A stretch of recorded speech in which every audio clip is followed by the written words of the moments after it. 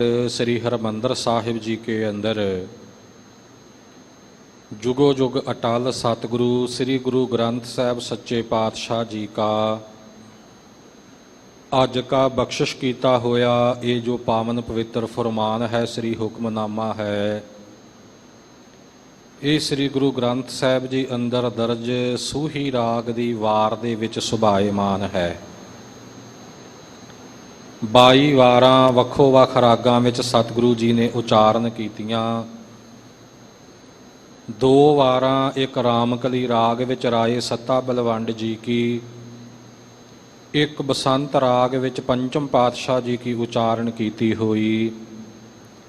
ये अपने शुद्ध पौड़ियां दे रूप विच ही हन, इन्हां नाल सलोक नहीं।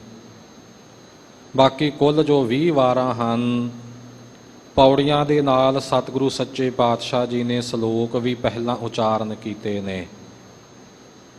अगे भी कई वेर संगतां दे नाल ये विचार साझा कीता है कि ये वारां दा जिहड़ा असल स्वरूप है वो छंदाबंदी दी चाल पौड़ी विच होया करदा है।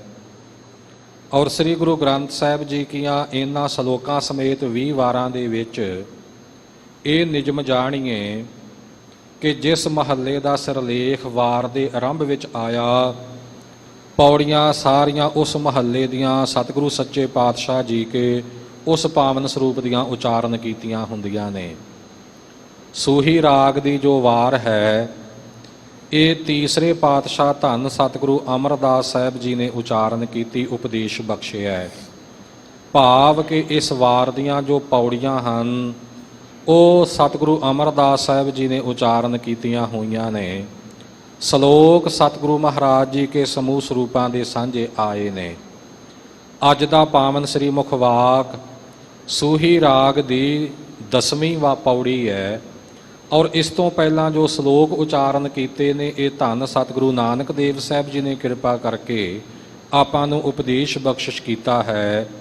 ते ये गुरु का पावन उपदेश सतगुरु ग्रंथ साहिब जी के पावन अंग 788-99 ऊपर सुभाएमान है। आओ मन चित बिरतियां गुर चरणां विच एकाग्र करिए। लेव और सुरत नूं सतगुरु महाराज जी के चरणां विच टिकाउण दा यतन करदियां होइयां गुरु का उपदेश गुरबाणी दी विचार शरदा भावना प्रेम सत्कार सहित सरवण कर लाहा प्राप्त करिए। सतनाम श्री वाहिगुरु साहिब जी। श्लोक महला पहला। पहले पातशाह आद सतगुरु धन श्री गुरु नानक देव साहिब सच्चे पातशाह जी पावन सलोक उचारण करके आपां सबनां नूं उपदेश बख्शिश करदे है। अकाल पुरख वाहिगुरु दे सन्मुख उस्तत उचारण करदियां होइयां ये सलोक गुरु गरीब नवाज जी ने उचारण किया है। वाहो खसम तू वाहो। वाह तो भाव है अश्चर्ज। अश्चर्ज उस नूं किया जाता है जिस दी शोभा करन वास्ते कोई उक्ति कोई दलील कोई विचार पिछे बाकी ना रहे। भाव के जिस दा वर्णन जिस दे स्वरूप दा वर्णन जिस दे गुणां दा वर्णन जिस दी शक्ति दा जिस दी ताकत दा वर्णन करदियां होइयां ये रसना जिहड़ी है ये थक जावे, दिमाग चक्रत होके रह जावे, पर वो वर्णन कदे कीता ही ना जा सके। उसनूं कहा जाता है वाह। वाह नाम अचरज को होई, अचरज ते पर उकत ना कोई।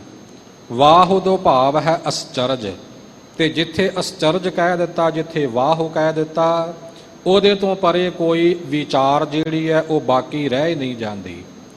हे ਸਾਡੇ ਖਸਮ, हे ਕੁੱਲ ਸੰਸਾਰ ਦੇ ਮਾਲਕ ਅਕਾਲ ਪੁਰਖ ਵਾਹਿਗੁਰੂ, ਤੂੰ ਵਾਹੋ ਰੂਪ ਹੈ, ਵਾਹੋ ਰੂਪ ਹੈ, ਤੂੰ ਅਸਚਰਜ ਰੂਪ ਹੈ, ਅਸਚਰਜ ਤੋਂ ਵੀ ਅਸਚਰਜ ਰੂਪ ਹੈ। ਜਿਨ ਰਚ ਰਚਨਾ ਹਮ ਕੀਏ। ਤੂੰ ਅਸਚਰਜ ਰੂਪ ਹੈ हे ਵਾਹਿਗੁਰੂ ਜੀ ਸਾਡੇ ਮਾਲਕ ਪਰਮਾਤਮਾ ਜੀ। ਜਿਨ ਰਚ ਰਚਨਾ जिसने 5 तत्तां दी रचना रच के हम कीए। ये तमाम जीव जिहड़े ने ये पैदा कीते ने। हिंदकी जां संस्कृत के हिसाब नाल जे हम अखर दा अर्थ करिए तां इहदा भाव है असीं। ਪਰ ਜੇ ਫਾਰਸੀ ਅੱਖਰ ਦੇ ਵਿੱਚੋਂ ਅਸੀਂ ਹਮ ਦਾ ਅਰਥ ਵੇਖੀਏ, ਇਹਦਾ ਅਰਥ ਹੈ ਤਮਾਮ, ਸਾਰੇ ਜਿੰਨੇ ਵੀ ਨੇ। ਜਿਨ ਰਚ ਰਚਨਾ ਹਮ ਕੀਏ, ਜਿਸ ਪਰਮਾਤਮਾ ਨੇ ਪੰਜਾਂ ਤੱਤਾਂ ਦੀ ਰਚਨਾ ਰਚੀ ਤੇ ਉਹਨਾਂ ਪੰਜਾਂ ਤੱਤਾਂ ਤੋਂ ਇਹ ਸਾਰੇ ਦੇ ਸਾਰੇ ਤਮਾਮ ਜਿੰਨੇ ਜੀਵ ਨੇ ਇਹ ਪੈਦਾ ਕੀਤੇ। ਜਿਨ ਰਚ ਰਚਨਾ, ਜਿਸ ਨੇ ਮਾਂ ਕੀ ਰਕਤ ਪਿਤਾ ਬਿਦ ਧਾਰਾ, ਮਾਤਾ ਦੇ ਰਕਤ ਔਰ ਪਿਤਾ ਦੇ ਬਿੰਦ ਦੇ ਮਿਲਾਪ ਤੋਂ ਰਚ ਰਚਨਾ, ਇਹਨਾਂ ਸਰੀਰਾਂ ਦੀ ਰਚਨਾ ਰਚੀ। ਰਮਈਆ ਕੇ ਗੁਣ ਚੇਤ ਪ੍ਰਾਨੀ, ਕਮਨ ਮੂਲ ਤੇ ਕਮਨ ਦ੍ਰਿਸ਼ਟਾਨੀ, ਜਿਨ ਤੋਂ ਸਾਜ ਸਵਾਰ ਸੀ ਗਾਰਿਆ, ਗਰਭ ਅਗਨ ਮਹਿ ਜਿਨਹਿ ਉਬਾਰਿਆ। ਇਸੇ ਤਰ੍ਹਾਂ ਭਗਤ ਰਸਨਾ ਰਾਹੀਂ ਵੀ ਇਹ ਪਾਵਨ ਫੁਰਮਾਨ ਹੈ, ਬਿੰਦ ਤੇ ਜਿਨ ਪਿੰਡ ਕੀਆ ਅਗਨ ਕੁੰਡ ਰਹਾਇਆ। ਸੋ ਇੱਕ ਬਿੰਦ ਦੀ ਬੂੰਦ ਮਾਤਰ ਤੋਂ ਅਕਾਲ ਪੁਰਖ ਵਾਹਿਗੁਰੂ ਨੇ ਸਰੀਰਾਂ ਦੀ ਇਹ ਰਚਨਾ ਰਚੀ ਹੈ। ਹੇ ਵਾਹਿਗੁਰੂ, ਜੋ ਆਪ ਜੀ ਨੇ ਇਹ ਸਾਰੀ ਪੰਜਾਂ ਤੱਤਾਂ ਦੀ ਰਚਨਾ ਰਚ ਕੇ ਔਰ ਇਸੇ ਪ੍ਰਕਾਰ ਮਾਤਾ ਦੇ ਗਰਭ ਅੰਦਰ ਜੀਵਾਂ ਨੂੰ ਅਸਥਾਪਨ ਕਰਕੇ ਜਾਂ ਹੋਰ ਵੀ ਤਰੀਕਿਆਂ ਨਾਲ ਵੱਖੋ ਵੱਖਰੇ ਜੀਵ ਜਿਹੜੇ ਅੰਡਜ ਜੀਰਜ ਸਿੱਤਜ ਉਤਪੁਜ ਖਾਣੀਆਂ ਦੇ ਨੇ, ਇਹ ਸਾਰੇ ਤਮਾਮ ਜੀਵ ਰਚਨਾ ਰਚ ਕੇ ਜੋ ਆਪ ਜੀ ਨੇ ਪੈਦਾ ਕੀਤੇ ਹੈ, ਐਸੀ ਰਚਨਾ ਰਚਨ ਵਾਲੇ ਅਕਾਲ ਪੁਰਖ ਵਾਹਿਗੁਰੂ ਜੀ ਆਪ ਜੀ ਸਦਾ ਅਸਚਰਜ ਰੂਪ ਹੋ। ਸਾਗਰ ਲਹਿਰ ਸਮੁੰਦ ਸਰ, ਆਪ ਜੀ ਸਾਗਰ ਰੂਪ ਹੋ। ਪੁਰਾਣਕ ਕਥਾਵਾਂ ਮੁਤਾਬਕ ਸਗਰ ਰਾਜੇ ਦੇ ਪੁੱਤਰਾਂ ਦਾ ਪੁੱਟਿਆ ਹੋਇਆ ਸਾਗਰ ਔਰ ਇਸੇ ਪ੍ਰਕਾਰ ਲਹਿਰ, ਉਹਨਾਂ ਸਮੁੰਦਰਾਂ ਵਿੱਚ ਉਹਨਾਂ ਸਾਗਰਾਂ ਵਿੱਚ ਪੈਦਾ ਹੋਣ ਵਾਲੀਆਂ ਪਾਣੀ ਦੀਆਂ ਲਹਿਰਾਂ, ਸਮੁੰਦ ਜਿਹੜਾ ਲੱਖ ਯੋਜਨ ਵੱਡਾ ਸਮੁੰਦਰ ਕਿਹਾ ਜਾਂਦਾ ਹੈ, ਸਾਰੇ ਜਿਹੜੇ ਹੋਰ ਪਾਣੀ ਦੇ ਟੋਭੇ ਤਲਾਬ ਇਤਿਆਦਿਕ ਹਨ। ਸੋ ਇਹਨਾਂ ਸਾਰਿਆਂ ਨੂੰ ਇਹ ਅਕਾਲ ਪੁਰਖ ਵਾਹਿਗੁਰੂ ਜੀ ਆਪ ਜੀ ਨੇ ਪੈਦਾ ਕੀਤਾ ਹੈ। ਵੇਲ ਵਰਸ ਵਰਾਹ, ਵੇਲ ਭਾਵ ਅਨੇਕ ਪ੍ਰਕਾਰ ਦੀਆਂ ਵੇਲਾਂ, ਜੰਗਲ ਬੂਟੇ ਦਰਖਤ ਬਾਗ ਬਗੀਚੇ ਇਹ ਸਾਰੇ ਪੈਦਾ ਕੀਤੇ। ਵਰਸ ਵਰਸ਼ਾ ਕਰਨ ਵਾਲੇ ਵਰਾਹ ਜਿਹੜੇ ਬੱਦਲ ਹਨ, ਇਹਨਾਂ ਬੱਦਲਾਂ ਨੂੰ ਵੀ ਪੈਦਾ ਕੀਤਾ ਹੈ। ਭਾਵ ਕਿ ਸੰਸਾਰ ਦੇ ਅੰਦਰ ਬ੍ਰਹਿਮੰਡ ਅੰਦਰ ਜਿੰਨਾ ਵੀ ਪਸਾਰਾ ਹੈ, ਇਸ ਸਾਰੇ ਪਸਾਰੇ ਨੂੰ ਪੈਦਾ ਕਰਨ ਵਾਲੇ ਹੀ ਅਕਾਲ ਪੁਰਖ ਵਾਹਿਗੁਰੂ ਜੀ ਆਪ ਜੀ ਵਾਹੋ ਰੂਪ ਹੋ, ਆਪ ਜੀ ਅਸਚਰਜ ਰੂਪ ਹੋ। ਸੋ ਇਉਂ ਇਸੇ ਪ੍ਰਕਾਰ ਆਪ ਕਿਰਪਾ ਦਾ ਸਾਗਰ ਰੂਪ ਹੋ। ਗਿਆਨ ਰੂਪੀ ਲਹਿਰਾਂ ਜਿਹੜੀਆਂ ਨੇ ਇਹ ਆਪ ਜੀ ਤੋਂ ਪੈਦਾ ਹੁੰਦੀਆਂ ਨੇ। ਸਮੁੰਦਰਵਤ ਆਪ ਜੀ ਅਥਾਹ ਰੂਪ ਹੋ, ਬੇਅੰਤ ਰੂਪ ਹੋ। ਸੋ ਇਸ ਪ੍ਰਕਾਰ ਆਨੰਦ ਦਾ ਸਰੋਵਰ ਰੂਪ ਹੋ। ਭਾਵ ਭਗਤੀ ਦੀਆਂ ਵੇਲਾਂ ਨੂੰ ਆਪਣੇ ਪਿਆਰਿਆਂ ਦੇ ਹਿਰਦੇ ਵਿੱਚ ਪੈਦਾ ਕਰਕੇ ਵਰਾਹੋ ਬੱਦਲ ਰੂਪ ਹੋ ਕੇ ਆਪ ਹੀ ਮਿਹਰਾਂ ਦੀ ਵਰਖਾ ਕਰਨ ਵਾਲੇ ਵਰਸਣ ਰੂਪ ਵੀ ਹੁੰਦੇ ਹੋ। ਧੰਨਤਾ ਦੇ ਯੋਗ ਹੋਏ ਅਕਾਲ ਪੁਰਖ ਵਾਹਿਗੁਰੂ ਜੀ ਸਦਾ ਸਦਾ ਆਪ ਜੀ ਅਸਚਰਜ ਰੂਪ ਹੋ। ਆਪ ਖੜੋਵਹਿ ਆਪ ਕਰ, ਆਪੇ ਹੀ ਸਾਰੇ ਸੰਸਾਰ ਨੂੰ ਪੈਦਾ ਕੀਤਾ ਹੋਇਆ ਹੈ ਤੇ ਆਪ ਖੜੋਵਹਿ, ਆਪ ਹੀ ਹੈ ਅਕਾਲ ਪੁਰਖ ਵਾਹਿਗੁਰੂ ਜੀ ਸਾਰੇ ਸੰਸਾਰ ਵਿੱਚ ਆਪ ਜੀ ਖਲੋਤੇ ਹੋਏ ਭਾਵ ਸਥਿਤ ਹੋਏ ਹੋ। ਕੀਟ ਹਸਤ ਮਹਿ ਪੂਰ ਸਮਾਨੇ, ਪ੍ਰਗਟ ਪੁਰਖ ਸਭ ਠਾਊ ਜਾਣੇ। ਸਾਧ ਸੰਗਤ ਜੀ, ਛੋਟਾ ਜੀਵ ਕੀੜੀ ਮੰਨੀ ਗਈ ਹੈ, ਭਾਵੇਂ ਕਿ ਕੀੜੀ ਤੋਂ ਵੀ ਛੋਟੇ ਸੂਖਮ ਜੀਵ ਸੰਸਾਰ ਦੇ ਵਿੱਚ ਮੌਜੂਦ ਨੇ, ਪਰ ਫਿਰ ਵੀ ਨਜ਼ਰ ਆਉਣ ਵਾਲੇ ਜੀਵਾਂ ਵਿੱਚੋਂ ਕੀੜੀ ਛੋਟੀ ਮੰਨੀ ਜਾਂਦੀ ਹੈ ਤੇ ਹਾਥੀ ਦਾ ਸਰੂਪ ਜਿਹੜਾ ਇਹ ਸਾਰਿਆਂ ਨਾਲੋਂ ਵੱਡਾ ਮੰਨਿਆ ਜਾਂਦਾ ਹੈ। ਕੀਟ ਹਸਤ ਮਹਿ ਪੂਰ ਸਮਾਨੇ, ਕੀੜੀ ਤੋਂ ਲੈ ਕੇ ਹਾਥੀ ਤੱਕ, ਛੋਟੇ ਤੋਂ ਵੱਡੇ ਤੱਕ ਜਿੰਨੇ ਵੀ ਜੀਵ ਪੈਦਾ ਕੀਤੇ, ਸਾਰਿਆਂ ਵਿੱਚ ਅਕਾਲ ਪੁਰਖ ਵਾਹਿਗੁਰੂ ਇੱਕ ਸਮਾਨ ਪਰਿਪੂਰਨ ਹੋ ਰਿਹਾ ਹੈ। ਜਿਹੜੀ ਵੀ ਰਚਨਾ ਰਚੀ, ਉਸ ਰਚਨਾ ਦੇ ਵਿੱਚ ਆਪਣਾ ਆਪਾ ਉਸ ਪ੍ਰਮਾਤਮਾ ਨੇ ਰੱਖਿਆ ਹੋਇਆ ਹੈ। ਜਲ ਥਲ ਮਹੀਲ ਪੂਰਿਆ ਸੁਆਮੀ ਸਿਰਜਨਹਾਰ, ਅਨਕ ਭਾਂਤ ਹੋਏ ਪਸਰਿਆ ਨਾਨਕ ਏਕੰਕਾਰ। ਸੋ ਇਸ ਪ੍ਰਕਾਰ ਜਲ ਪਾਣੀਆਂ ਦੇ ਵਿੱਚ ਵੀ, ਸਮੁੰਦਰਾਂ ਦੇ ਵਿੱਚ ਵੀ, ਥਲ ਖੁਸ਼ਕ ਥਾਵਾਂ ਤੇ ਵੀ, ਮਹੀ ਧਰਤੀ ਉੱਪਰ ਵੀ, ਅਲ ਆਕਾਸ਼ ਵਿੱਚ ਵੀ, ਸਾਰੀਆਂ ਥਾਵਾਂ ਤੇ ਅਕਾਲ ਪੁਰਖ ਵਾਹਿਗੁਰੂ ਪਰਿਪੂਰਨ ਹੈ। ਰਚਨਾ ਮਨੁੱਖ ਵੀ ਅਨੇਕ ਪ੍ਰਕਾਰ ਦੀ ਕਰਦਾ ਹੈ। ਆਪੋ ਆਪਣੇ ਕਿੱਤੇ ਮੁਤਾਬਕ, ਆਪੋ ਆਪਣੇ ਕਰਮ ਮੁਤਾਬਕ ਮਨੁੱਖ ਕਈ ਪ੍ਰਕਾਰ ਦੀਆਂ ਚੀਜ਼ਾਂ ਬਣਾਉਂਦਾ ਹੈ, ਪਰ ਬਣਾਉਣ ਵਾਲਾ ਕਿਤੇ ਦੂਰ ਹੈ ਤੇ ਉਹਦੀ ਬਣਾਈ ਹੋਈ ਚੀਜ਼ ਕਿਤੇ ਦੂਰ ਹੈ। ਸਾਡੇ ਘਰ ਵਿੱਚ ਨਿਤ ਵਰਤੋਂ ਦਾ ਅਨੇਕ ਪ੍ਰਕਾਰ ਦਾ ਸਾਜੋ ਸਮਾਨ, ਆਖਰ ਕਿਸੇ ਨੇ ਤਾਂ ਉਹ ਬਣਾਇਆ ਹੈ ਨਾ, ਪਰ ਕਿਸ ਨੇ ਬਣਾਇਆ, ਕਿੱਥੇ ਬਣਿਆ, ਆਪਾਂ ਨੂੰ ਕੋਈ ਪਤਾ ਨਹੀਂ। ਆਪਾਂ ਘਰ ਵਿੱਚ ਵਰਤਦੇ ਹਾਂ, ਪਰ ਧੰਨ ਅਕਾਲ ਪੁਰਖ ਵਾਹਿਗੁਰੂ ਜਿਸ ਨੇ ਸਾਰੀ ਰਚਨਾ ਰਚੀ ਹੈ, ਉਹ ਇਸ ਰਚਨਾ ਤੋਂ ਦੂਰ ਨਹੀਂ, ਇਸ ਰਚਨਾ ਦੇ ਵਿੱਚ ਹੀ ਉਹ ਸਮਾਇਆ ਹੋਇਆ ਹੈ। ਆਪ ਖੜੋਵਹਿ ਆਪ ਕਰ, ਆਪੇ ਹੀ ਕਰਕੇ, ਭਾਵ ਆਪ ਪੈਦਾ ਕਰਕੇ, ਆਪ ਸਾਰੇ ਜੀਵਾਂ ਦੀ ਰਚਨਾ ਕਰਕੇ, ਕੁੱਲ ਸੰਸਾਰ ਨੂੰ ਰਚ ਕੇ ਆਪ ਖੜੋਵਹਿ।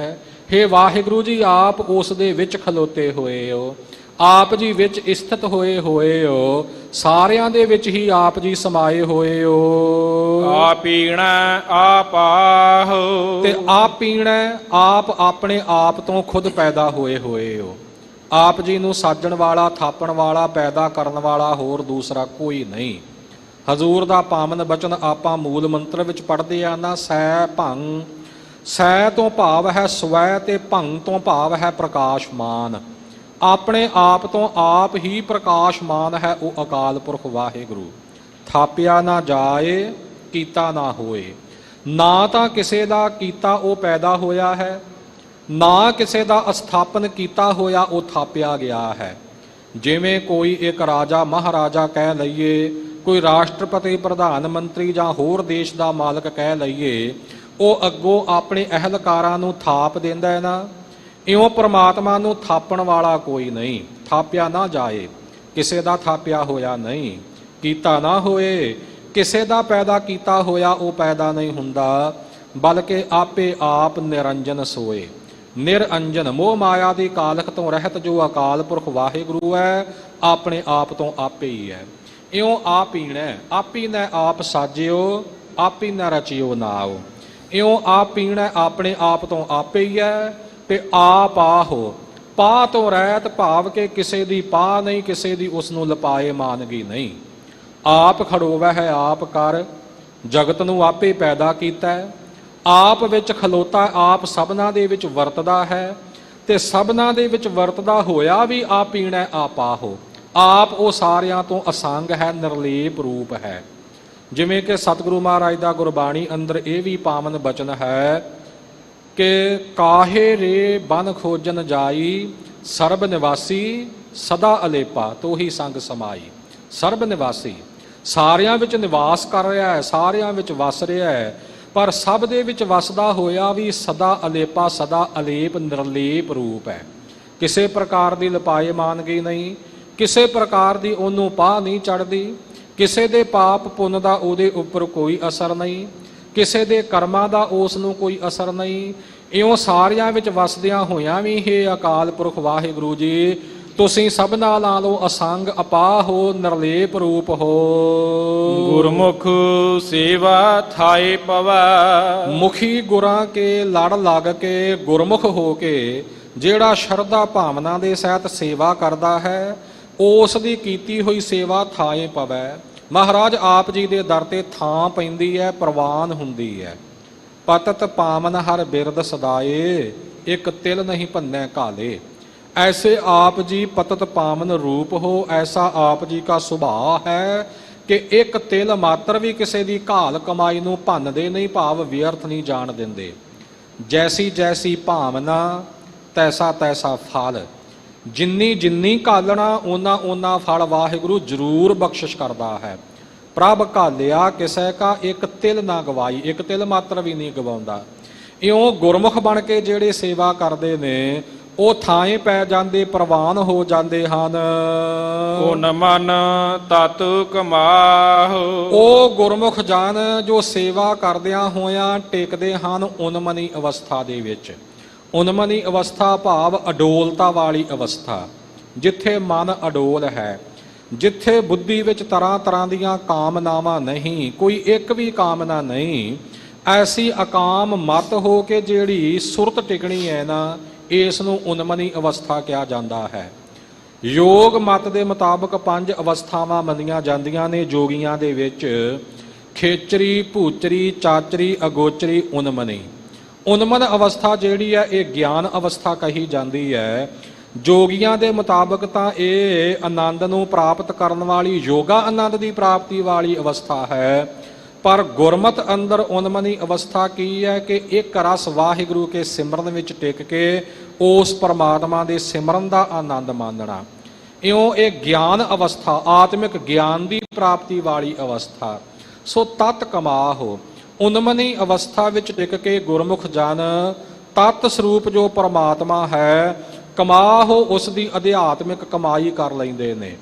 ਤਤ ਸਿਧਾਂਤ ਜੋ ਪਰਮਾਤਮਾ ਦਾ ਨਾਮ ਹੈ, ਨਾਮ ਰੂਪੀ ਅਧਿਆਤਮਿਕ ਕਮਾਈ ਗੁਰਮੁਖ ਪਿਆਰੇ ਕਰਦੇ ਨੇ। ਇਉਂ ਸਿਮਰਨ ਵੀ ਕੀਤਾ, ਸੇਵਾ ਵੀ ਕੀਤੀ। ਹੇ ਵਾਹਿਗੁਰੂ ਜੀ, ਉਹ ਆਪ ਜੀ ਦੇ ਦਰ ਤੇ ਥਾਂਈ ਪੈਂਦੇ ਪ੍ਰਵਾਨ ਹੁੰਦੇ ਨੇ। ਮਸਕਤ ਲਹੋ ਮਜੂਰੀਆ। ਸਤਿਗੁਰੂ ਜੀ ਪ੍ਰੇਰਣਾ ਸਾਨੂੰ ਸਭਨਾਂ ਨੂੰ ਦਿੰਦੇ ਨੇ ਕਿ ਭਾਈ ਐਸੇ ਜੋ ਗੁਰਮੁਖ ਪਿਆਰੇ ਨੇ ਉਹਨਾਂ ਦੀ ਸੰਗਤ ਕਰਦਿਆਂ ਹੋਇਆਂ ਮਸਕਤ ਲਹੋ ਮਜੂਰੀਆ। ਮਸਕਤ ਤੋਂ ਭਾਵ ਹੈ ਘਾਲਣਾ, ਸਰੀਰਕ ਖੇਚਲ ਕਰਨੀ, ਘਾਲਣਾ ਕਰਨੀ, ਮਿਹਨਤ ਕਰਨੀ, ਇਸ ਨੂੰ ਮਸ਼ੱਕਤ ਕਰਨਾ ਕਿਹਾ ਜਾਂਦਾ ਹੈ। ਭਾਈ ਭਾਉ ਭਗਤੀ ਦੀ ਮਸ਼ੱਕਤ ਕਰਕੇ ਅਕਾਲ ਪੁਰਖ ਵਾਹਿਗੁਰੂ ਦੇ ਕੋਲੋਂ ਸ਼ੁਭ ਗੁਣਾ ਰੂਪੀ ਪ੍ਰਮਾਤਮਾ ਦੀਆਂ ਬਖਸ਼ਿਸ਼ਾਂ ਰੂਪੀ ਮਜ਼ਦੂਰੀਆਂ ਜਿਹੜੀਆਂ ਨੇ ਇਹ ਪ੍ਰਾਪਤ ਕਰ ਲਓ। ਇੱਕ ਮਜ਼ਦੂਰ ਸਾਰਾ ਦਿਨ ਕੰਮ ਕਰਦਾ ਹੈ, ਬਹੁਤ ਜ਼ਿਆਦਾ ਮਸ਼ੱਕਤ ਕਰਦਾ ਹੈ, ਘਾਲਣਾ ਕਮਾਈ ਕਰਦਾ ਹੈ, ਔਰ ਫਿਰ ਆਖਰ ਉਸ ਦੇ ਕੀਤੇ ਹੋਏ ਉਸ ਕੰਮ ਪ੍ਰਤੀ, ਉਸ ਦੀ ਮਸ਼ੱਕਤ ਪ੍ਰਤੀ ਉਸ ਨੂੰ ਮਜ਼ਦੂਰੀ ਮਿਲਦੀ ਹੈ, ਤਨਖਾਹ ਮਿਲਦੀ ਹੈ, ਕੋਈ ਧਨ ਦੌਲਤ ਪ੍ਰਾਪਤ ਹੁੰਦਾ ਹੈ। ਅਧਿਆਤਮਿਕ ਰੂਪ ਵਿੱਚ ਭਾਈ ਮਸ਼ੱਕਤ ਕਰਨਾ ਕਰੋ ਕਿਹੜੀ? ਵਾਹਿਗੁਰੂ ਕੇ ਨਾਮ ਦੀ। ਜਿਨੀ ਨਾਮ ਧਿਆਇਆ ਗਏ ਮਸਕਤ ਘਾਲ, ਨਾਨਕ ਤੇ ਮੁਖ ਉਜਲੇ ਕੀਤੀ ਛੁੱਟੀ ਨਾਲ। ਜਿਨ੍ਹਾਂ ਨੇ ਨਾਮ ਜਪਿਆ, ਜਿਨ੍ਹਾਂ ਨੇ ਨਾਮ ਧਿਆਇਆ, ਉਹਨਾਂ ਨੇ ਇਹ ਮਸ਼ੱਕਤ ਕੀਤੀ ਹੈ। ਕਿਉਂਕਿ ਆਖਣ ਔਖਾ ਸਾਚਾ ਨਾਉ, ਸਭ ਤੋਂ ਔਖਾ ਕਰਮ ਹੈ ਵਾਹਿਗੁਰੂ ਕੇ ਨਾਮ ਨੂੰ ਜਪਣਾ। ਬੜੇ ਬੜੇ ਔਖੇ ਕੰਮ ਨੇ ਦੁਨੀਆ ਤੇ, ਪਰ ਕਰਨ ਵਾਲੇ ਕਰਦੇ ਹੀ ਨੇ। ਸਭ ਤੋਂ ਔਖਾ ਕੰਮ ਵਾਹਿਗੁਰੂ ਦੇ ਨਾਮ ਨਾਲ ਜੁੜਨਾ, ਨਾਮ ਜਪਣਾ। ਤਾਂ ਹੀ ਸਤਿਗੁਰੂ ਜੀ ਇਸ ਨੂੰ ਮਸ਼ੱਕਤ ਕਹਿੰਦੇ ਨੇ। ਸੇਵਾ ਰੂਪੀ ਤੇ ਸਿਮਰਨ ਰੂਪੀ ਮਸ਼ੱਕਤ ਕਰਦਿਆਂ ਹੋਇਆਂ ਵਾਹਿਗੁਰੂ ਦੇ ਦਰ ਤੋਂ ਮਜ਼ਦੂਰੀਆਂ ਪ੍ਰਾਪਤ ਹੋ ਜਾਂਦੀਆਂ, ਮਾਨੋ ਰੋਜ਼ੀਨਾ ਮਿਲ ਜਾਂਦਾ ਹੈ, ਤਨਖਾਹ ਮਿਲ ਜਾਂਦੀ ਹੈ।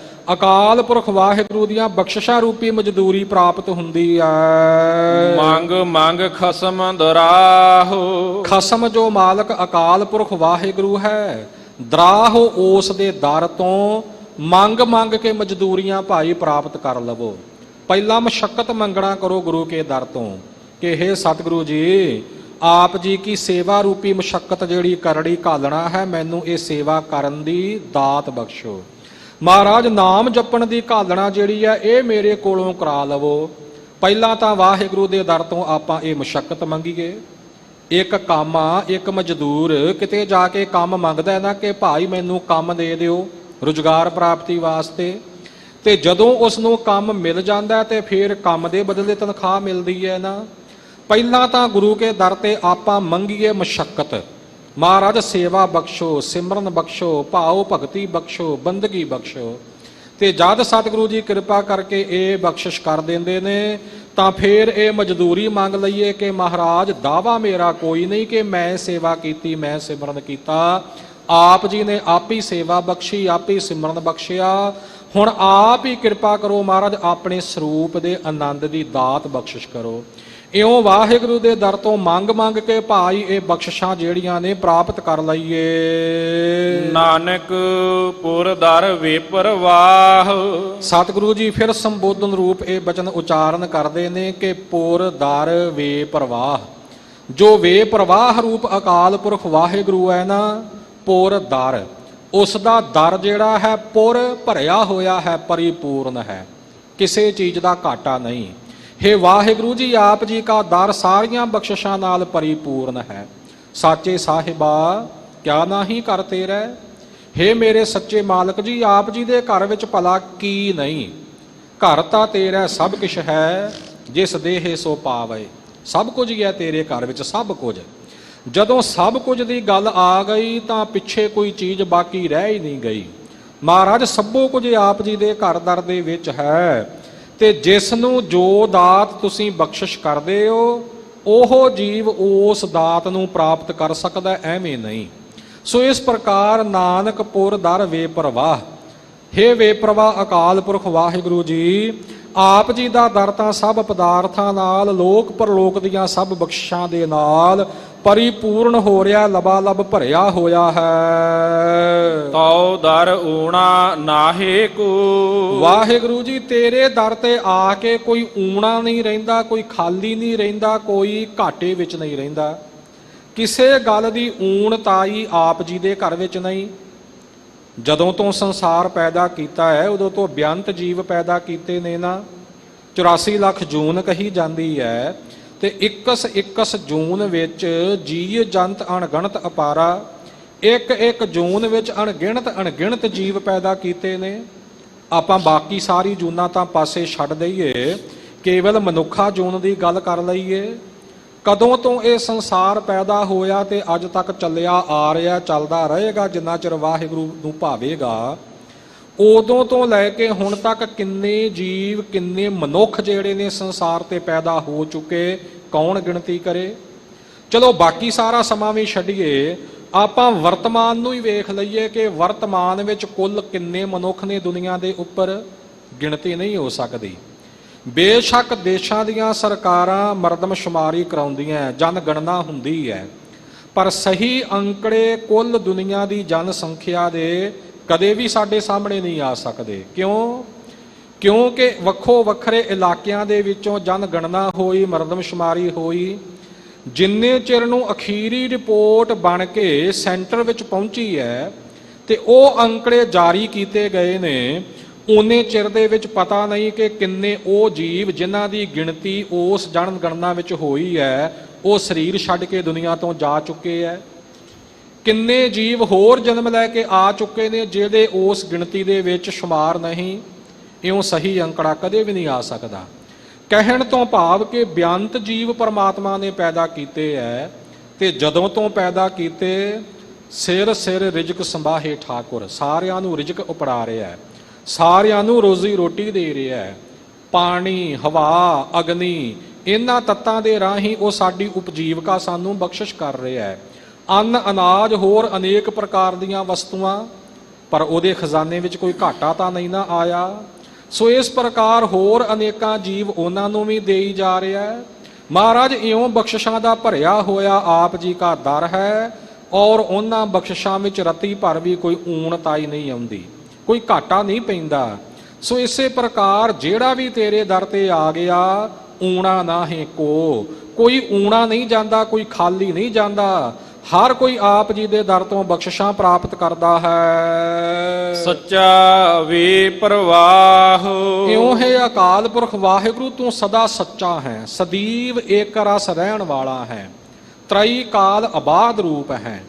ਤ੍ਰਈ ਕਾਲ ਆਬਾਦ ਤੋਂ ਭਾਵ ਕਿ ਭੂਤ, ਭਵਿੱਖਤ, ਵਰਤਮਾਨ ਜਿਹੜੇ ਤਿੰਨ ਸਮੇਂ ਨੇ।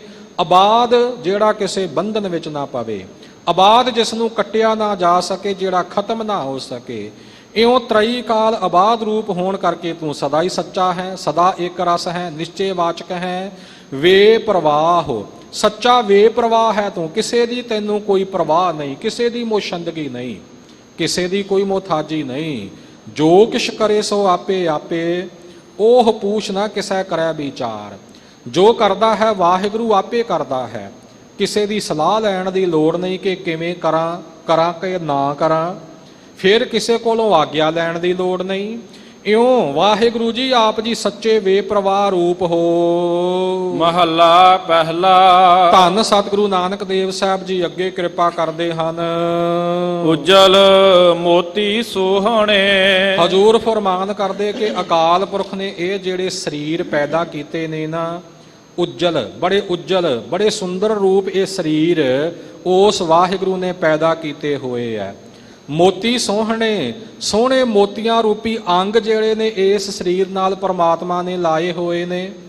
ਦੇਖੋ ਇਹ ਜਿਹੜੇ ਸੋ ਸਾਡੀਆਂ ਅੱਖਾਂ ਹਨ ਮੋਤੀਆਂ ਵਾਂਗ ਚਮਕਣ ਵਾਲੀਆਂ, ਇਹ ਪਰਮਾਤਮਾ ਨੇ ਸਾਨੂੰ ਬਖਸ਼ੀਆਂ। ਹੋਰ ਅੰਗ ਜਿਹੜੇ ਨੇ ਇਹ ਲੱਗੇ ਹੋਏ ਬੜੇ ਸੁੰਦਰ ਹਨ। ਰਤਨਾ ਨਾਲ ਜੁੜਨ, ਜੋ ਜੁੜੇ ਹੋਏ ਨੇ ਸੁੰਦਰ ਅੰਗਾਂ ਪ੍ਰਤਿਅੰਗਾਂ ਰੂਪੀ ਰਤਨਾ ਨਾਲ। ਰਤਨਾ ਵਰਗੇ ਦੰਦ ਜਿਹੜੇ ਨੇ ਇਹ ਸਾਡੇ ਸ਼ੋਭਾ ਪਾ ਰਹੇ ਨੇ, ਸਰੀਰ ਦੇ ਅੰਦਰ ਮੁਖ ਅੰਦਰ ਇਹ ਜੁੜੇ ਹੋਏ ਨੇ। ਵੱਖੋ ਵੱਖਰੇ ਅੰਗਾਂ ਨਾਲ, ਰਤਨਾਂ ਵਰਗੇ ਕੀਮਤੀ ਅੰਗਾਂ ਨਾਲ ਜੁੜਿਆ ਹੋਇਆ ਇਹ ਸਰੀਰ, ਜਿਹਦੇ ਵਿੱਚ ਅੱਖਾਂ, ਨੱਕ, ਕੰਨ ਇਤਿਆਦਿਕ ਸੋਹਣੇ ਉੱਜਲ ਮੋਤੀਆਂ ਵਰਗੇ ਚਮਕਦੇ ਪਏ ਨੇ। ਤਿਨ ਜਰ ਵੈਰੀ ਨਾਨਕਾ। ਇਹਨਾਂ ਰਤਨਾਂ ਤੇ ਇਹਨਾਂ ਮੋਤੀਆਂ ਵਾਲੇ ਅੰਗਾਂ ਦਾ ਭਾਈ ਜਰ, ਬੁਢਾਪਾ ਜਿਹੜਾ ਹੈ ਨਾ, ਉਹ ਵੈਰੀ ਹੋ ਜਾਂਦਾ ਹੈ। ਜੇ ਬੁੱਢੇ ਥੀਏ ਮਰਨ। ਜਿਹੜੇ ਜੀਵ ਬੁੱਢੇ ਹੋ ਕੇ, ਬਿਰਧ ਅਵਸਥਾ ਵਾਲੇ ਹੋ ਕੇ ਮਰਦੇ ਨੇ ਨਾ ਸੰਸਾਰ ਤੋਂ, ਭਾਈ ਦੇਖੋ ਇਹ ਬੁਢਾਪਾ ਉਹਨਾਂ ਦੇ ਸਰੀਰ ਦਾ ਵੈਰੀ ਬਣ ਜਾਂਦਾ ਹੈ, ਅੰਗਾਂ ਦਾ ਵੈਰੀ ਬਣ ਜਾਂਦਾ ਹੈ। ਬੁਢਾਪੇ ਦੇ ਵਿੱਚ ਨਜ਼ਰ ਕਮਜ਼ੋਰ ਹੋ ਗਈ, ਅੱਖਾਂ ਦੀ ਸੋਭਾ ਜਾਂਦੀ ਰਹੀ, ਸੁਣਨਾ ਘੱਟ ਹੋ ਗਿਆ, ਕੰਨਾਂ ਦੀ ਸੋਭਾ ਜਾਂਦੀ ਰਹੀ, ਦੰਦ ਉਖੜ ਗਏ। ਇਉਂ ਬੁਢਾਪਾ ਜਿਹੜਾ ਉਹ ਬੁਢਾਪਾ ਹੀ ਮਨੁੱਖ ਦਾ ਵੈਰੀ ਹੋ ਗਿਆ। ਔਰ ਇਸੇ ਪ੍ਰਕਾਰ ਬੁਢਾਪਾ ਇਹਨਾਂ ਅੰਗਾਂ ਦਾ ਵੀ ਵੈਰੀ ਹੋ ਗਿਆ। ਇਹ ਕੈਸੀ ਇੱਕ ਅਚਰਜ ਰਚਨਾ ਪ੍ਰਮਾਤਮਾ ਨੇ ਰਚੀ ਹੋਈ ਹੈ। ਉੱਜਲ ਮੋਤੀ ਸੋਹਣੇ ਅਧਿਆਤਮਿਕ ਰੂਪ ਵਿੱਚ ਖਾਲਸਾ ਜੀ, ਇਹ ਜਿਹੜੇ ਸ਼ੁਭ ਗੁਣ ਹਨ, ਇਹ ਮਾਨੋ ਕਿ ਸੁੰਦਰ ਮੋਤੀ ਨੇ। ਵੈਰਾਗ, ਵਿਵੇਕ, ਖਟ ਸੰਪਤੀ ਤੇ ਮੋਖ ਇੱਛਾ, ਇਹ ਚਤੁਸ਼ਟੇ ਸਾਧਨ ਮੁਕਤੀ ਦੇ ਕਹੇ ਜਾਂਦੇ ਨੇ। ਮਨ ਅੰਦਰ ਵੈਰਾਗ ਹੋਣਾ, ਦੁਨੀਆ ਦੇ ਮੋਹ ਤੋਂ ਰਹਿਤ ਹੋ ਜਾਣਾ, ਤੇ ਪ੍ਰਭੂ ਦੀ ਪ੍ਰਾਪਤੀ ਦਾ ਮਨ ਅੰਦਰ ਚਾਉ ਪੈਦਾ ਹੋਣਾ। ਵਿਵੇਕ, ਗਿਆਨ ਦੀ ਪ੍ਰਾਪਤੀ ਹੋਣੀ। ਖਟ ਸੰਪਤੀ, ਜਿਹਦੇ ਵਿੱਚ 6 ਗੁਣ ਆਉਂਦੇ ਨੇ, ਸਮਦਮ, ਸਰਦਾ, ਤੀਸਰੀ, ਸਮਾਧਾਮ, ਉਪਰਾਮ। ਖਟੀ ਤਿਤਿਖਿਆ ਜਾਨੀਆਂ, ਭਿੰਨ ਭਿੰਨ ਤਹਿ ਨਾਮ, ਲੰਬੀ ਚੌੜੀ ਇਹਨਾਂ ਦੀ ਵਿਆਖਿਆ ਹੈ। ਸੋ ਇਸ ਪ੍ਰਕਾਰ ਆਪਣੇ ਮਨ ਤੇ ਕਾਬੂ ਕਰਨਾ, ਇੰਦਰੀਆਂ ਤੇ ਕਾਬੂ ਕਰਨਾ, ਗੁਰੂ ਉੱਪਰ ਸ਼ਰਧਾ ਵਿਸ਼ਵਾਸ ਰੱਖਣਾ, ਔਰ ਇਸੇ ਪ੍ਰਕਾਰ ਉਪਰਾਮਤਾ ਆਪਣੇ ਮਨ ਅੰਦਰ ਰੱਖਣੀ, ਭੁੱਖ ਤੇ ਇਤਿਆਦਿਕ ਝੱਲਣਾ, ਇਹ ਖਟ ਸੰਪਤੀ ਕਹੀ ਜਾਂਦੀ ਹੈ। ਤੇ ਮੋਖ ਇੱਛਾ ਚੌਥੀ ਕਹਿੰਦੇ ਆ, ਮੁਕਤੀ ਦੀ ਇੱਛਾ ਮਨ ਅੰਦਰ ਰੱਖਣੀ। ਇਹ ਜਿਹੜੇ ਚਤੁਸ਼ਟੇ ਸਾਧਨ ਨੇ, ਇਹ ਤਾਂ ਮਾਨੋ ਬੜੇ ਸੋਹਣੇ ਉੱਜਲ ਮੋਤੀਆਂ ਦੀ ਤਰ੍ਹਾਂ ਨੇ।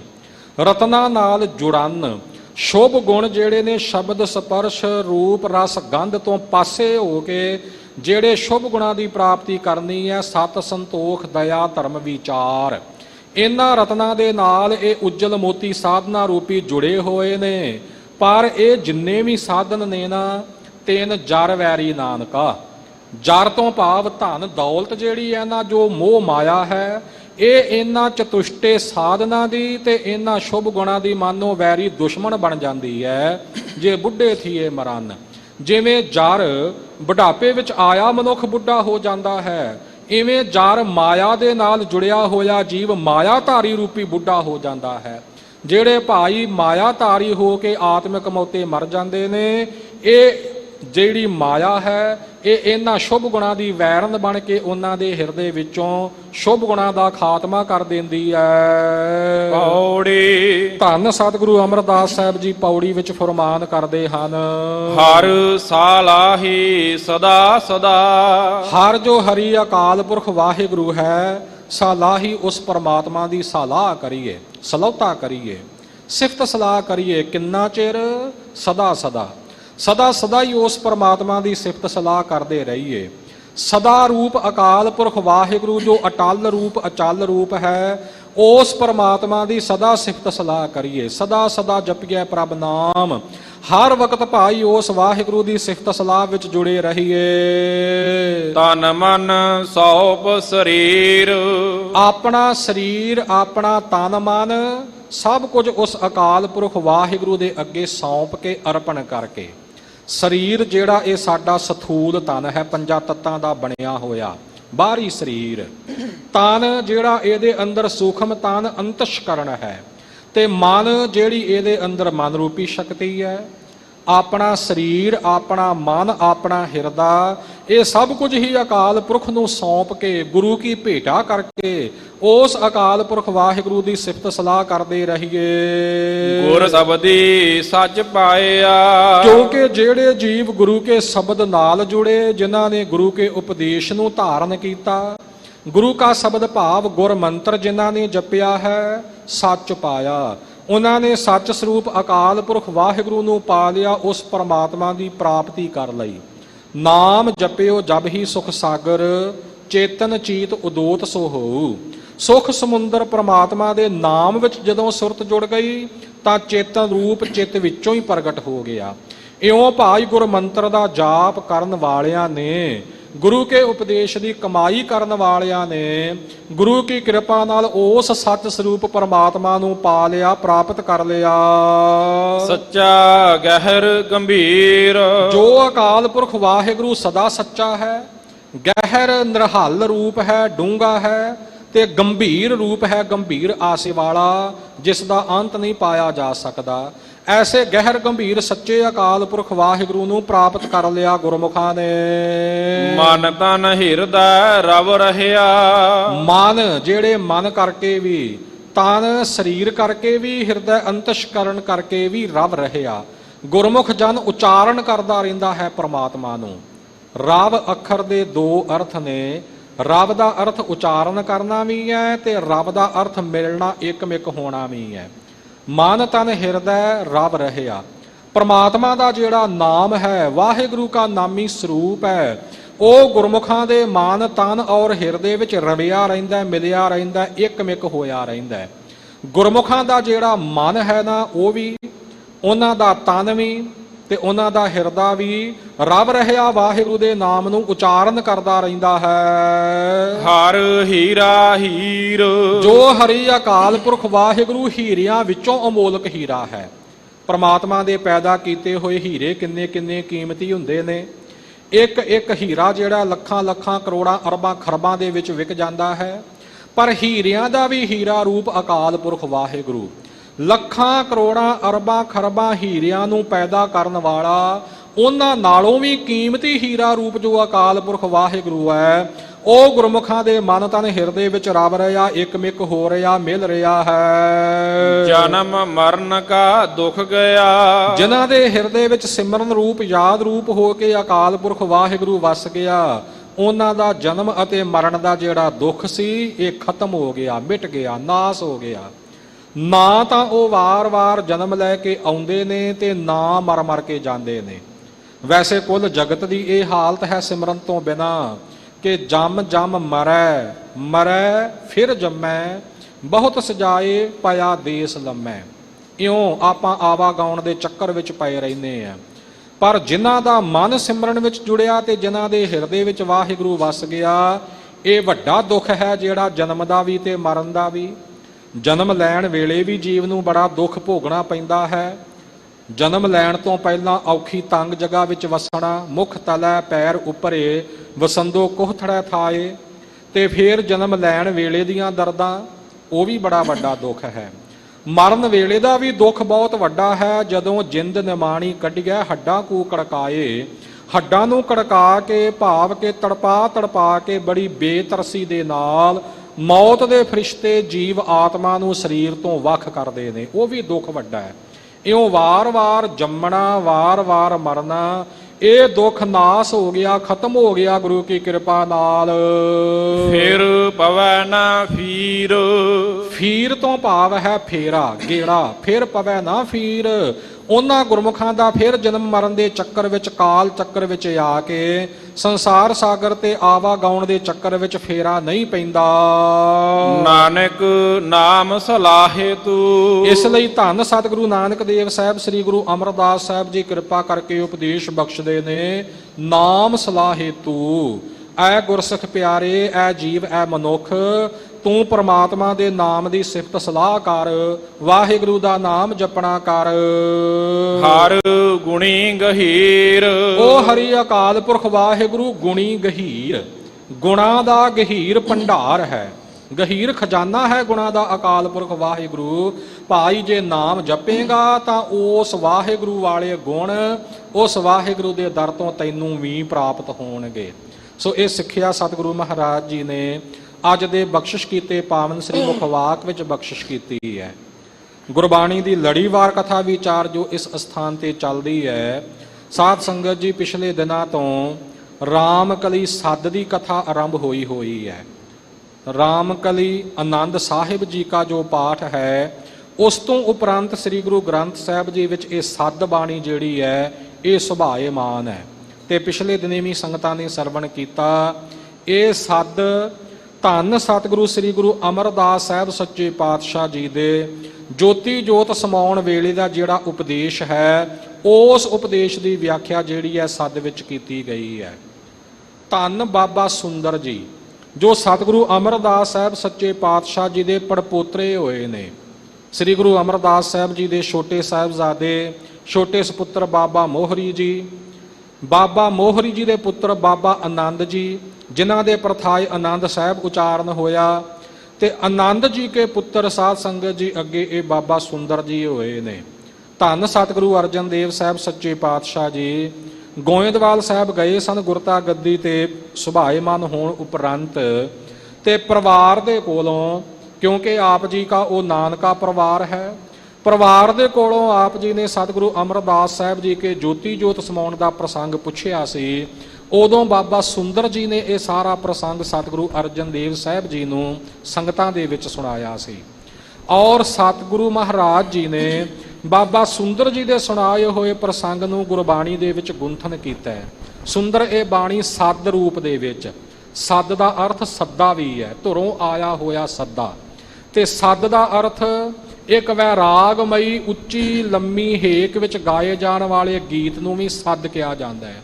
ਸੋ ਇਹ ਵੈਰਾਗਮਈ ਸੱਦ ਸਤਿਗੁਰੂ ਸੱਚੇ ਪਾਤਸ਼ਾਹ ਨੇ ਉਚਾਰਨ ਕੀਤੀ ਹੈ। ਧੰਨ ਸਤਿਗੁਰੂ ਸ੍ਰੀ ਗੁਰੂ ਅਮਰਦਾਸ ਸਾਹਿਬ ਜੀ ਕਾ ਪਾਵਨ ਪਵਿੱਤਰ ਉਪਦੇਸ਼ ਜੋਤੀ ਜੋਤ ਸਮਾਉਣ ਤੋਂ ਐਨ ਪਹਿਲਾਂ ਜੋ ਪ੍ਰਾਪਤ ਹੋਇਆ ਹੈ।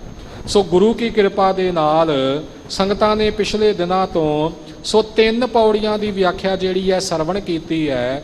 ਅੱਗੇ ਚੌਥੀ ਪੌੜੀ ਵਿੱਚ ਸਤਿਗੁਰੂ ਸੱਚੇ ਪਾਤਸ਼ਾਹ ਜੀ ਕਿਰਪਾ ਕਰਦੇ ਨੇ। ਸਤਿਗੁਰ ਭਾਣਾ ਆਪਣਾ। ਬਾਬਾ ਸੁੰਦਰ ਜੀ ਦੱਸ ਰਹੇ ਨੇ ਇਹ ਵਾਰਤਾ ਸਤਿਗੁਰੂ ਅਰਜਨ ਦੇਵ ਸਾਹਿਬ ਜੀ ਨੂੰ। ਸਤਿਗੁਰ ਭਾਣਾ ਆਪਣਾ। ਧੰਨ ਸਤਿਗੁਰੂ ਸ੍ਰੀ ਗੁਰੂ ਅਮਰਦਾਸ ਸਾਹਿਬ ਸੱਚੇ ਪਾਤਸ਼ਾਹ ਜੀ ਨੇ ਆਪਣੇ ਭਾਣੇ ਵਿੱਚ, ਆਪਣੀ ਰਜ਼ਾ ਵਿੱਚ, ਆਪਣੀ ਮੌਜ, ਆਪਣੇ ਆਨੰਦ ਦੇ ਵਿੱਚ ਬਹਿ ਪਰਿਵਾਰ ਸਦਾਇਆ।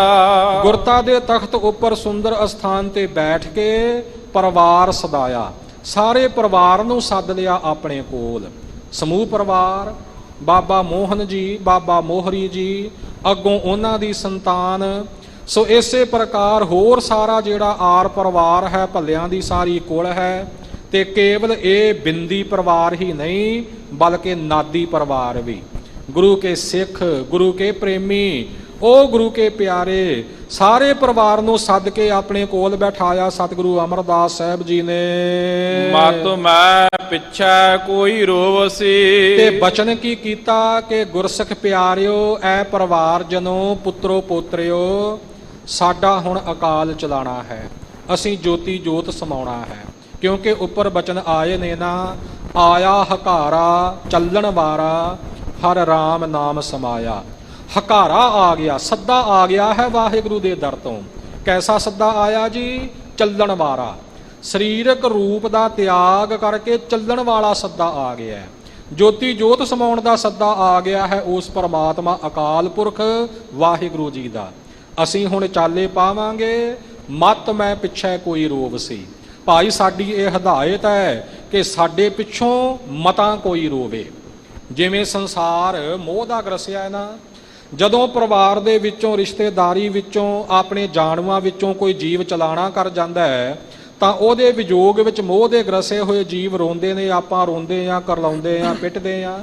ਪਰ ਧੰਨ ਸਤਿਗੁਰੂ ਅਮਰਦਾਸ ਜੀ ਇਹ ਹਦਾਇਤ ਕਰ ਰਹੇ ਨੇ ਕਿ ਸਾਡੇ ਜੋਤੀ ਜੋਤ ਸਮਾ ਜਾਣ ਤੋਂ ਪਿੱਛੋਂ, ਮਤ ਮੈਂ ਪਿੱਛੇ ਕੋਈ ਰੋਵ ਸੀ।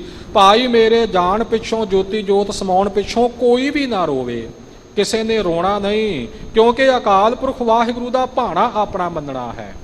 ਵਾਹਿਗੁਰੂ ਦੇ ਭਾਣੇ ਵਿੱਚ ਹੀ ਇਹ ਸਰੀਰ ਸੰਸਾਰ ਵਿੱਚ ਆਉਂਦੇ ਨੇ।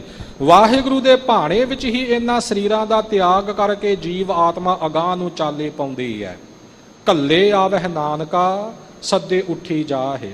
ਪਰਮਾਤਮਾ ਦੇ ਕੱਲੇ ਭੇਜੇ ਹੋਏ ਜੀਵ ਆਉਂਦੇ ਨੇ ਸੰਸਾਰ ਦੇ ਵਿੱਚ, ਤੇ ਜਿਸ ਨੇ ਭੇਜਿਆ ਉਹਨੇ ਹੀ ਵਾਪਸ ਬੁਲਾ ਲਿਆ ਕਿ ਭਾਈ ਜਿੰਨੇ ਸਮੇਂ ਲਈ ਭੇਜਿਆ ਸੀ ਸਮਾਂ ਪੂਰਾ ਹੋਇਆ, ਆਓ ਹੁਣ ਵਾਪਸ ਆ ਜਾਓ। ਤਾਂ ਰੋਣਾ ਕਿਹੜੀ ਗੱਲ ਦਾ?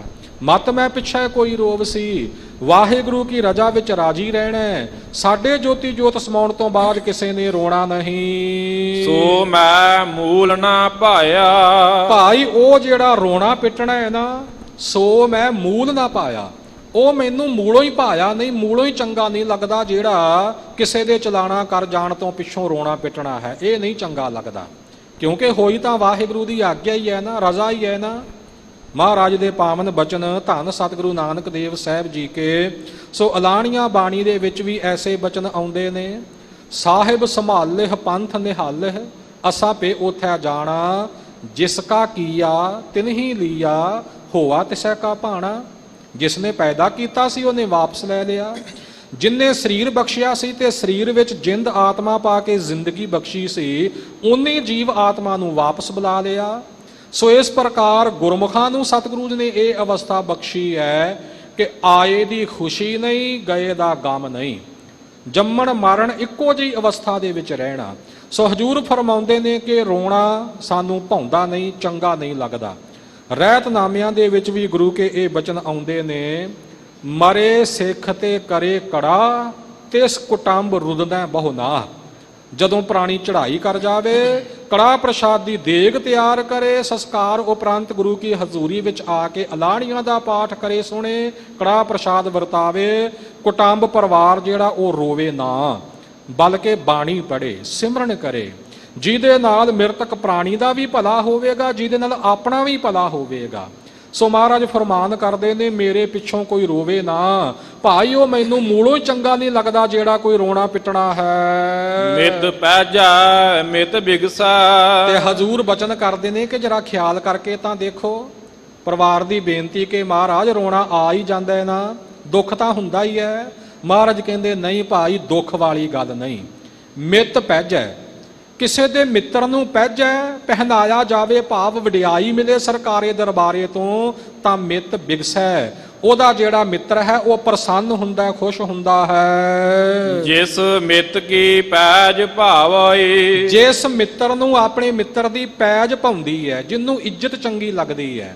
ਇੱਕ ਸੱਚਾ ਮਿੱਤਰ ਉਹ ਜਿਹਨੂੰ ਆਪਣੇ ਮਿੱਤਰ ਦੀ ਵਡਿਆਈ ਹੁੰਦੀ ਵੇਖ ਕੇ ਖੁਸ਼ੀ ਪ੍ਰਾਪਤ ਹੋਵੇ, ਜਿਹੜਾ ਜਿਹਨੂੰ ਭਾਉਂਦੀ ਹੋਵੇ, ਚੰਗੀ ਲੱਗਦੀ ਹੋਵੇ ਆਪਣੇ ਮਿੱਤਰ ਦੀ ਵਡਿਆਈ, ਉਹ ਮਿੱਤਰ ਜਿਹੜਾ ਆਪਣੇ ਮਿੱਤਰ ਨੂੰ ਵਡਿਆਈ ਮਿਲਣ ਤੋਂ ਖੁਸ਼ ਹੁੰਦਾ ਹੈ। ਸਾਡਾ ਕੋਈ ਐਸਾ ਨਜ਼ਦੀਕੀ ਸੱਜਣ ਮਿੱਤਰ ਹੈ ਜਿਹਦੇ ਨਾਲ ਸਾਡੀ ਅੰਦਰੋਂ ਦਿਲੋਂ ਸਾਂਝ ਹੈ, ਉਹਨੂੰ ਕਿਤੇ ਉੱਚਾ ਮਰਾਤਬਾ ਮਿਲੇ, ਉਹਨੂੰ ਕਿਤੋਂ ਬਖਸ਼ਿਸ਼ ਮਿਲ ਜਾਵੇ, ਵਡਿਆਈ ਮਿਲ ਜਾਵੇ, ਤਾਂ ਸਾਡੇ ਮਨ ਨੂੰ ਖੁਸ਼ੀ ਹੋਵੇਗੀ। ਤੁਸੀਂ ਵਿਚਾਰ ਦੇਖੋ ਪੁੱਤ ਭਾਈ। ਇਸ ਲਈ ਐ ਮੇਰੇ ਪੁੱਤਰੋ, ਐ ਭਰਾਵੋ, ਐ ਭਰਾਵਤ ਪੁੱਤਰਾਵਤ ਗੁਰਸਿੱਖ ਪਿਆਰਿਓ, ਜਰਾ ਇਸ ਗੱਲ ਦੀ ਤੁਸੀਂ ਵਿਚਾਰ ਕਰਕੇ ਤਾਂ ਵੇਖੋ। ਹਰ ਸਤਿਗੁਰੂ ਪੈ ਨਾਵੈ। ਕਿ ਹਰੀ ਅਕਾਲ ਪੁਰਖ ਵਾਹਿਗੁਰੂ ਜੋ ਹੈ ਪਰਮਾਤਮਾ ਸਰਬ ਵਿਆਪਕ, ਸਤਿਗੁਰੂ ਪੈ ਨਾਵੈ। ਸੱਚੇ ਗੁਰੂ ਭਾਵ ਸ੍ਰੀ ਗੁਰੂ ਅਮਰਦਾਸ ਜੀ ਕਹਿੰਦੇ ਕਿ ਉਹ ਸਾਨੂੰ ਪਹਿਨਾਵੇ, ਮਾਣ ਬਖਸ਼ ਰਿਹਾ, ਵਡਿਆਈ ਬਖਸ਼ ਰਿਹਾ। ਸਾਡੇ ਸਰੀਰਕ ਰੂਪ ਨੂੰ ਪਾਸੇ ਕਰਕੇ ਸਾਡੇ ਆਤਮਿਕ ਰੂਪ ਨੂੰ ਆਪਣੇ ਵਿੱਚ ਉਹ ਅਭੇਦ ਕਰ ਰਿਹਾ। ਸਾਧ ਸੰਗਤ ਜੀ, ਅਭੇਦਤਾ ਤਾਂ ਭਾਵੇਂ ਪਹਿਲਾਂ ਹੀ ਹੈ, ਪਰ ਜਿਵੇਂ ਘਟਾਕਾਸ਼ ਤੇ ਮਟਾਕਾਸ਼ ਦੀ ਉਪਾਧੀ ਹੁੰਦੀ ਹੈ, ਇਉਂ ਜਾਣੀਏ ਇੱਕ ਪਾਣੀ ਦਾ ਭਰਿਆ ਹੋਇਆ ਘੜਾ ਹੈ, ਉਸ ਘੜੇ ਵਿੱਚ ਪਾਣੀ ਦੀ ਭਰੀ ਕਟੋਰੀ ਆਪਾਂ ਰੱਖ ਦਿੱਤੀ। ਪਾਣੀ ਉਦੋਂ ਵੀ ਪਾਣੀ ਰੂਪ ਹੈ, ਪਰ ਉਹਦੇ ਵਿੱਚ ਜਿਹੜੀ ਇੱਕ ਕਟੋਰੀ ਹੈ ਨਾ, ਉਹ ਵਖਰੇਵਾਂ ਦਿਸ ਰਿਹਾ ਹੈ। ਪਾਣੀ ਤਾਂ ਪਾਣੀ ਰੂਪ ਹੀ ਹੈ। ਸਰੀਰ ਕਟੋਰੀ ਰੂਪ ਸਮਝ ਲਈਏ, ਸ਼ੁੱਧ ਬ੍ਰਹਮ ਜਿਹੜਾ ਹੈ ਉਹ ਘੜਾ ਰੂਪ ਸਮਝ ਲਈਏ, ਇਹਦੇ ਵਿੱਚ ਜਿਹੜੀ ਜੋਤ ਹੈ ਉਹ ਪਾਣੀ ਸਮਝ ਲਈਏ। ਪਾਣੀ ਤਾਂ ਪਾਣੀ ਨਾਲ ਮਿਲਿਆ, ਜੋਤ ਤਾਂ ਜੋਤ ਨਾਲ ਮਿਲੀ ਹੋਈ ਹੈ, ਪਰ ਸਰੀਰ ਦੀ ਜਿਹੜੀ ਉਪਾਧੀ ਹੈ ਉਹ ਵਿੱਚ ਇੱਕ ਛੋਟਾ ਜਿਹਾ ਦਿਸਣ ਵਾਲਾ ਵਖਰੇਵਾਂ ਜ਼ਰੂਰ ਹੈ, ਅਸਲ ਵਿੱਚ ਨਹੀਂ। ਜਦੋਂ ਉਹ ਵਖਰੇਵਾਂ ਵੀ ਦੂਰ ਹੋ ਜਾਵੇ ਤਾਂ ਪਾਣੀ ਇੱਕ ਹੋ ਗਿਆ। ਇਉਂ ਪ੍ਰਮਾਤਮਾ ਸਾਨੂੰ ਪਹਿਨਾ ਰਿਹਾ, ਵਡਿਆਈ ਬਖਸ਼ਿਸ਼ ਕਰ ਰਿਹਾ ਹੈ, ਭਾਈ ਸਾਡਾ ਨੁਕਸਾਨ ਤਾਂ ਨਹੀਂ ਨਾ ਹੋ ਰਿਹਾ। ਇਸ ਲਈ ਪ੍ਰਮਾਤਮਾ ਸਾਨੂੰ ਪਹਿਨਾ ਰਿਹਾ ਹੈ, ਵਡਿਆਈ ਬਖਸ਼ ਰਿਹਾ ਹੈ, ਆਪਣੇ ਵਿੱਚ ਇੱਕ ਮਿਕ ਅਭੇਦ ਕਰ ਰਿਹਾ ਹੈ, ਸਾਰੀ ਇਹ ਘਟਾਕਾਸ਼ ਦੀ ਉਪਾਧੀ ਮੇਟ ਕੇ ਵੀ। ਇਸ ਲਈ ਇਹ ਤਾਂ ਪ੍ਰਸੰਨ ਹੋਣ ਦਾ ਸਬਬ ਹੈ, ਰੋਣ ਦਾ ਨਹੀਂ। ਸਤਿਗੁਰੂ ਪ੍ਰਤੱਖ ਹੋਦਾ। ਇਉਂ ਕਹਿ ਕੇ ਧੰਨ ਸਤਿਗੁਰੂ ਸ੍ਰੀ ਗੁਰੂ ਅਮਰਦਾਸ ਸਾਹਿਬ ਜੀ ਨੇ ਪ੍ਰਤੱਖ ਆਪਣੇ ਪਾਵਨ ਸਰੀਰ ਦੇ ਕਾਇਮ ਹੁੰਦਿਆਂ ਸਰੀਰ ਵਿੱਚ ਜੋਤ ਸਥਿਤ ਹੁੰਦਿਆਂ ਹੋਇਆਂ ਹੀ ਮਹਾਰਾਜ ਆਪ ਟਿਕਾਇਆ। ਆਪ ਹੀ ਆਪਣੇ ਅਗਲੇ ਸਰੂਪ ਨੂੰ ਗੁਰਤਾ ਗੱਦੀ ਦੇ ਰਾਜ ਤੇ ਬਿਠਾ ਕੇ ਟਿਕਾ ਦਿੱਤਾ ਹੈ। ਸਭ ਸਿੱਖ ਬੰਦਪ ਪੁੱਤ ਭਾਈ, ਸਾਰੇ ਸਿੱਖ, ਸਾਰੇ ਰਿਸ਼ਤੇਦਾਰ, ਸਾਰੇ ਪੁੱਤਰ ਤੇ ਭਰਾ ਇਤਿਆਦਿਕ ਜਿੰਨੇ ਵੀ ਨੇ ਰਾਮਦਾਸ ਪੈਰੀ ਪਾਇਆ। ਧੰਨ ਸਤਿਗੁਰੂ ਅਮਰਦਾਸ ਜੀ ਨੇ ਸਭਨਾਂ ਨੂੰ ਧੰਨ ਸ੍ਰੀ ਗੁਰੂ ਰਾਮਦਾਸ ਜੀ ਦੇ ਚਰਣੀ ਪਾ ਦਿੱਤਾ ਹੈ। ਆਪ ਆਪਣੇ ਸਰੀਰ ਵਿੱਚ ਹੁੰਦਿਆਂ ਹੋਇਆਂ ਇਹ ਕੌਤਕ ਵਰਤਾ ਦਿੱਤਾ ਕਿ ਸਮੁੱਚੀਆਂ ਸੰਗਤਾਂ ਨੂੰ ਸਤਿਗੁਰੂ ਰਾਮਦਾਸ ਜੀ ਦੇ ਚਰਣੀ ਪਾ ਦਿੱਤਾ ਹੈ। ਇਹ ਕਿਰਪਾ ਸਤਿਗੁਰੂ ਅਮਰਦਾਸ ਸਾਹਿਬ ਜੀ ਨੇ ਕੀਤੀ ਹੈ। ਅਗਲੀ ਵਿਚਾਰ ਸੰਗਤਾਂ ਅਗਲੇ ਦਿਨਾਂ ਵਿੱਚ ਸਰਵਣ ਕਰਨਗੀਆਂ। ਸਮਾਂ ਸਮਾਪਤ ਹੈ। ਵਿਚਾਰ ਕਰਦਿਆਂ ਹੋਈਆਂ ਭੁੱਲਾਂ ਚੁੱਕਾਂ ਦੀ ਖਿਮਾ ਬਖਸ਼ਣੀ। ਧੰਨ ਸਤਿਗੁਰੂ ਰਾਮਦਾਸ ਸਾਹਿਬ, ਸ੍ਰੀ ਗੁਰੂ ਗ੍ਰੰਥ ਸਾਹਿਬ, ਸ੍ਰੀ ਅਕਾਲ ਪੁਰਖ ਵਾਹਿਗੁਰੂ ਜੀ ਕਾ ਕੋਟਨ ਕੋਟ ਸ਼ੁਕਰਾਨਾ। ਸਮੂਹ ਸੰਗਤਾਂ ਦਾ ਧੰਨਵਾਦ। ਸਾਡੇ ਸਤਿਕਾਰਯੋਗ ਸਿੰਘ ਸਾਹਿਬ ਜੀ ਗਿਆਨੀ ਜਗਤਾਰ ਸਿੰਘ ਜੀ ਦਾ ਬਹੁਤ ਬਹੁਤ ਧੰਨਵਾਦ। ਦੋ ਪੰਕਤੀਆਂ ਪੜ੍ਹ ਕੇ ਫਤਿਹ ਬੁਲਾਈਏ। ਸਤਿਗੁਰੂ ਪ੍ਰਤੱਖ ਹੋਦਾ ਮਹਾਰਾਜ ਆਪ ਟਿਕਾਇਆ। ਸਭ ਸਿੱਖ ਬੰਦਪ ਪੁੱਤ ਭਾਈ, ਰਾਮਦਾਸ ਪੈਰੀ ਪਾਇਆ। ਵਾਹਿਗੁਰੂ ਜੀ ਕਾ ਖਾਲਸਾ, ਵਾਹਿਗੁਰੂ ਜੀ ਕੀ ਫਤਿਹ।